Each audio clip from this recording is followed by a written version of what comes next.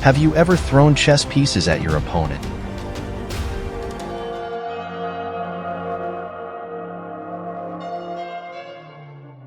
Welcome to the brilliant pawn storm featuring two chess computers, Leela Chess 0 and Stockfish. In this game, Leela 0 threw all its kingside pawns at Stockfish and in doing so, weakened its own king, but also launched a massive attack. The game began with c4, the English opening. Stockfish responded with e6. The opening continued with knight c3, c5, knight f3, developing both knights, knight f6, g3 preparing bishop g2, knight c6. Stockfish also develops both knights, bishop g2 and queen b6. The queen on b6 helps control the d4 square and puts pressure on the b2 pawn, making it difficult for Leela to develop the dark square bishop. Leela played e4, d6 controlling the e5 square, rook b1 defending the b2 pawn so that the bishop can move, bishop e7 and then white castles. A 6 from Stockfish, preventing knight b5 and enabling a possible b5 push in the future. Leela then reinforces the center with d3 and Stockfish castles. h3, a small improving move and taking away the g4 square from black's pieces. Stockfish then plays knight d7, vacating the f6 square for the bishop and potentially sending the knight to e5. Bishop e3, knight d5, and then knight e1. Leela backs up the knight to enable f4, which would kick away black's strong centralized knight. Stockfish jumps the other knight into the center and Leela responds with b4, trying to get Stockfish to take this pawn and destabilize the central knight. Stockfish instead moved the queen out of the rook's vision and Leela continued with a4. Leela already starts taking space on the queenside, and it is only a matter of time before it starts throwing its kingside pawns. Bishop f6, putting the bishop the strong diagonal, and the f4 and knight c6. Leela now takes on c5, opening up the rook and deflecting the d6 pawn from the defense of e5, allowing white to play e5. Bishop e7, and then king f2, moving the king to a safer square and preparing the kingside pawn storm. Rook b8. Stockfish plays for the earlier mentioned idea of b5. Leela then improves the knight to f3 and Stockfish immediately trades off the knights. White recaptures with the queen and it looked counterintuitive for black to give away his strong central knight. But in return, black has gotten the semi-open d-file with pressure on the d3 pawn and another knight coming to d4. Stockfish plays rook d8, queen e2 defending the d3 pawn, b6 preparing bishop b7, and then knight e4 centralizing the knight and aiding in a future kingside attack.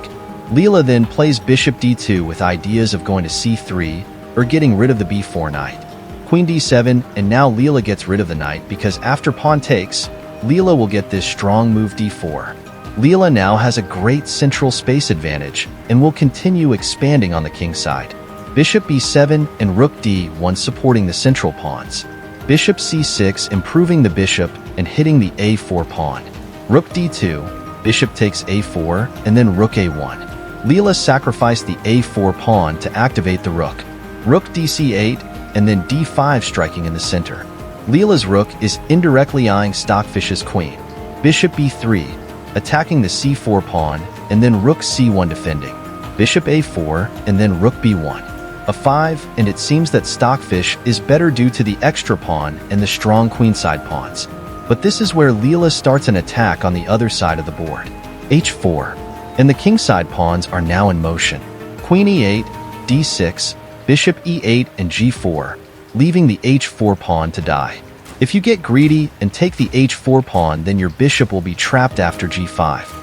Stockfish instead brings the bishop to c6 and Leela continues the kingside expansion with h5, king h8 and g5, queen f8 and rook f1, bringing all the pieces to aid in the kingside attack. The game continued with b5, and if you though Leela was done, well, f5.